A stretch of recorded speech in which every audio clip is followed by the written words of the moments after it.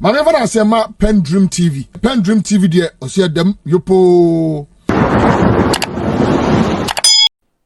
Andy, I will urge you to grab President Akuffo Addo's maiden State of the Nation address and read the parts where he was lamenting what he had inherited and compare to the state of Ghana today as you know it. You will see that we were in a much better situation than we are currently.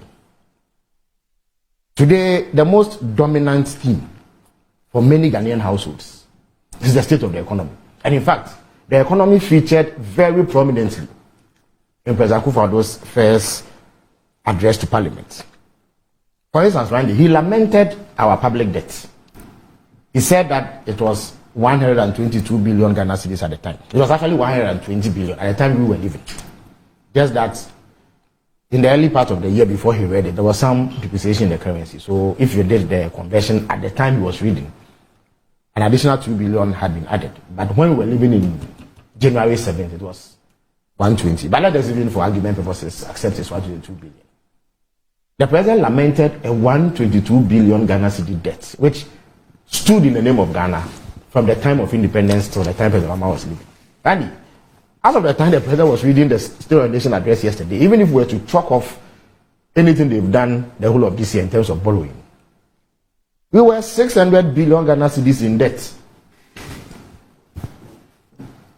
And at the time President Akuffo Addo was lamenting the State of the Nation address in 2017, our debt to GDP ratio, Randy, that is, if you pick our debt today and you compared it to our GDP, you see if nominally you could use the GDP to do a bullet payment. It is only a theoretical calculation. And when he was complaining in 2017, the thing was 56%. That's what President Mahama had bequeathed him. At the end of last year, it was 104%. It meant that our entire GDP will be swallowed up by our debt with an extra 4% to contend with. This is a catastrophic situation. And it is no wonder, therefore, that President Akuffo Addo and Alhaji Bawumia had to unilaterally declare that we're no longer going to honor our debt obligations. So for the first time in several decades, I think it was in Achampon's time in the 70s, that we defaulted. Even then was a strategic default. It's not that we couldn't pay, he just said we won't pay because he believed that the international financial order was unfair to us. But in President Akuffo Addo's case, even if he wanted to pay, he won't get FOCO to pay. So he said he cannot pay. So we had a debt default. At the time that he was lamenting the State of the Nation in 2017, and we had not defaulted on our debt. Not even the city was in default. Today, 1.3 million bondholders, Randy, who depend on bond proceeds for a living, including pensioners, have received what is euphemistically referred to as a financial haircut. In other words, the government says they won't pay at least the amounts that they were due. And when you calculate it, it is in excess of 100 billion Ghana cedis. And that is just for domestic bondholders. When President Akuffo Addo was lamenting the State of the Nation address, the State of the Nation in 2017, not a single bondholder had suffered even a shaving of his mustache, let alone a haircut. But when President Akuffo Addo was lamenting the State of the Nation in 2017, inflation was at 15.4%. Yes, it was not single digit, but 15.4% inflation is quite manageable and will not throw your finances out of gear and erode your disposable income. At a certain point in 2022, that thing rose to 54.1%. Hyperinflation. So that if you went to the market in the morning to purchase this item, you are most likely to find when you go back that the price has increased in the same day, sometimes in the space of hours. It came down, Randy, only last month, the Ghana Statistical Service informed us that it had inched up again. So it's now 23.5%. Way higher than what President Akuffo Addo was lamenting. Yesterday, I heard him say that some stability was returning to the economy. And it's a new narrative that quite a number of them in the MPP and government have been reciting. Randy, you are in a rage. I'm sure there are forest bureaus around here. Yes. You can send your producers to make some inquiries. You will be lucky to get the dollar at 13 cedis. So, and there has been significant movement in the exchange rate since the beginning of this year. At the beginning of the year, it was just around 12 cedis. Now it is 13 cedis and rising. And this is after the unilateral debt default, which meant that a significant source of pressure on our currency, which is the spiriting out of hundreds of millions of dollars to service our debt, has been curtailed. When President Akuffo Addo was lamenting the state of the nation in 2017, his predecessor was servicing debt, and yet the exchange rate hovered around 4 cedis to a dollar. Now it is 13 cedis to a dollar, and indeed I hear as for the British pound, it is doing more damage. Andy, the president says that the fiscal deficit at the time was too large. It was 6.4% at the time. The difference between our expenditure and our revenue was negative 13.92 billion Ghana cedis. If you put that over the GDP of the time, 215 billion, and multiply by 100, you get 6.4%. The president was lamenting this. He found it unacceptable. He said the economy was collapsing and that he was going to do better. And since 2018, this president and his head of the economic management team, Alhaji Bawumia, who is the poster boy for economic management in Ghana, have consistently posted deficits higher than what he met since 2018. In 2018, it was 7.5%. 2019, it was 7%. 2020, it was 15%. And since 2021, so last year, we have posted double-digit deficits, 12%, 12%, 12%. So if you compare the states of the nation that President Akuffo Addo was lamenting in respect of budget deficits, which actually is an indication of how prudently you are managing your economy, you see that we are in a far worse situation than this. And in fact, the source of the economic meltdown we've had in the last few years is the huge budget deficits coupled with the astronomical debt. Randy, much has been said about the president's failure, or was it refusal, to comment on the unemployment situation. I'm surprised that he did not repeat the voodoo figures on job creation that his head of the economic management team has been bandying about. Perhaps he has seen the light and sees that it is not sustainable. It is not something that he can defend. Randy, but if your unemployment rate is at 14.7%, and you do not talk about it, that is a grievous omission. In fact, when he was lamenting the state of the nation in 2017, unemployment stood at 8.4%. 8.4%. That thing has almost doubled to 14.7%. Randy, 30% of employable Ghanaian youth are out of employment. As for 4.5 million people, they've given up because they say they can't find it, so they won't even look for it. The Ghana Statistical Service has informed us that between 2022 and 2023 alone, 550,000 people fell into the unemployment bracket.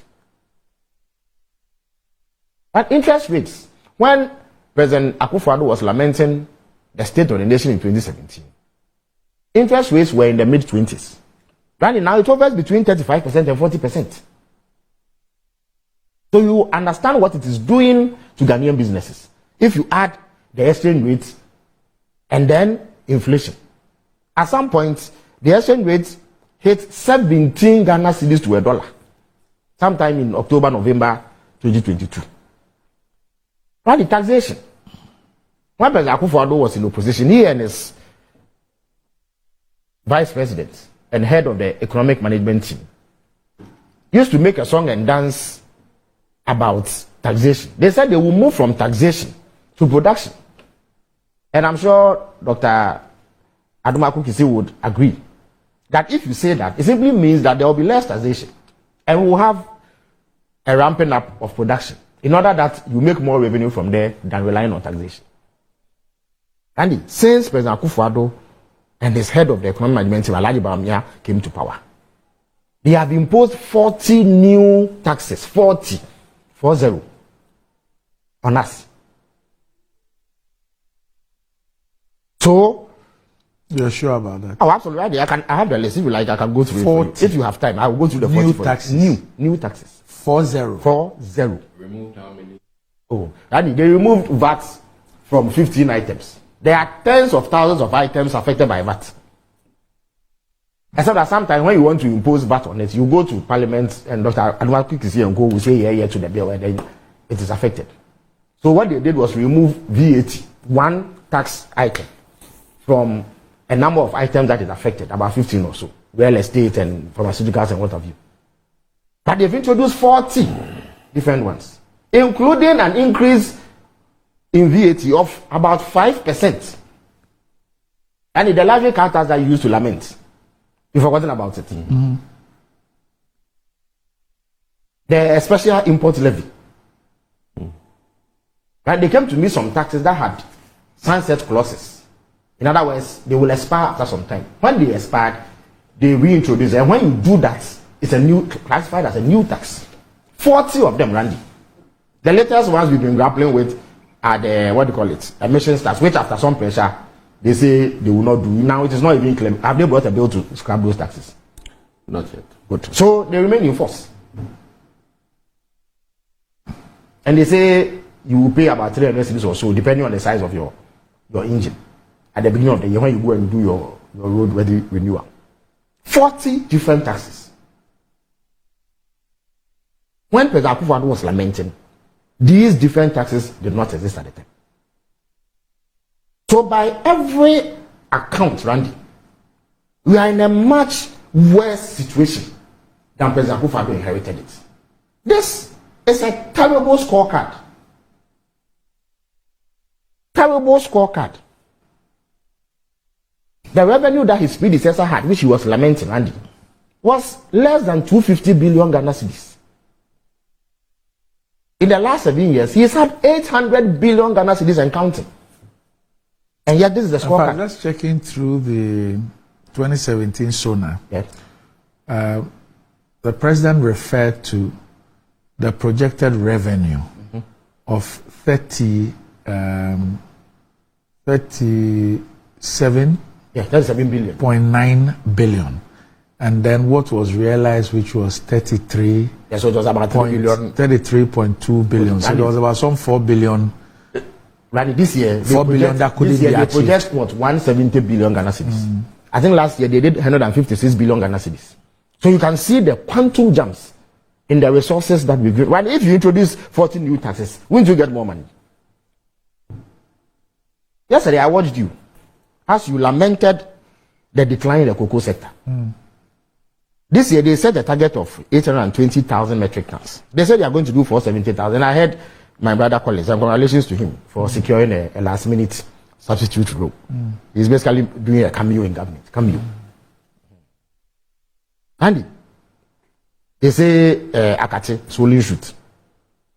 As if swollen shoot is, it takes rocket science to deal with swollen shoot. It's a decades old disease. If at this stage, in our national life, an organization like Cocoa Board cannot fight swollen shoot, then it should be closed down. So they will do 470,000 metric tons. What President Akuffo Addo inherited in the 2016-2017 crop season was 980,000 metric tons. That's about 20,000 metric tons shy of 1 million. So he has halved that in the twilight of his government. This is an abysmal performance by every sense of the word. An abysmal performance. You see, around the man in charge of it. Yesterday, I noticed that President Akuffo Addo had joined the fray in attempting to extricate Alhaji Bawumia from blame. That will never happen. That won't happen. That won't happen. Everybody knows that he was a person. In fact, in his 2018 SONA, President Akuffo Addo gave full credit for what he perceived to be economic gains at the time to Alhaji Bawumia.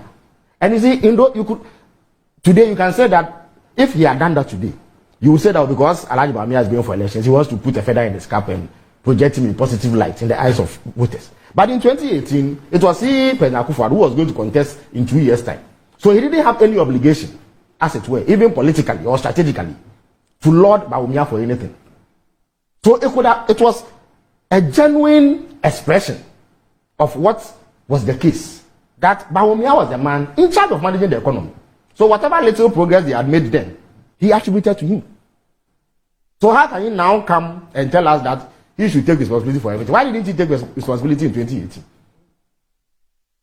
So it is Alhaji Bawumia who has mismanaged the economy. And they go about saying that, in fact, one of Alhaji Bawumia's surrogates, Kofi Bentil, has said that in the first term of the Akuffo Addo Bawumia administration, he was listened to. I mean, Alhaji Bawumia was listened to. And in the second term, he was not listened to. Well, how convenient, Randy? Very, very convenient. So President Akuffo Addo, as for him, he wants to go down as the worst president Ghana had. So he has somebody he himself has called a brilliant economist in his midst. He won't listen to him so that he fails. What kind of cock and bull story is this? Cock and bull story. Something that you expect to hear in a by the far side episode. A Annanse story. You gather little children and you tell them that and they will believe you. Mamena PENDREAM TV ase. Now so far so good. Say open online portal e wo Ghana. Nipa share, nipa follow, nipa comment here. To my best of knowledge, without any biases, PENDREAM TV.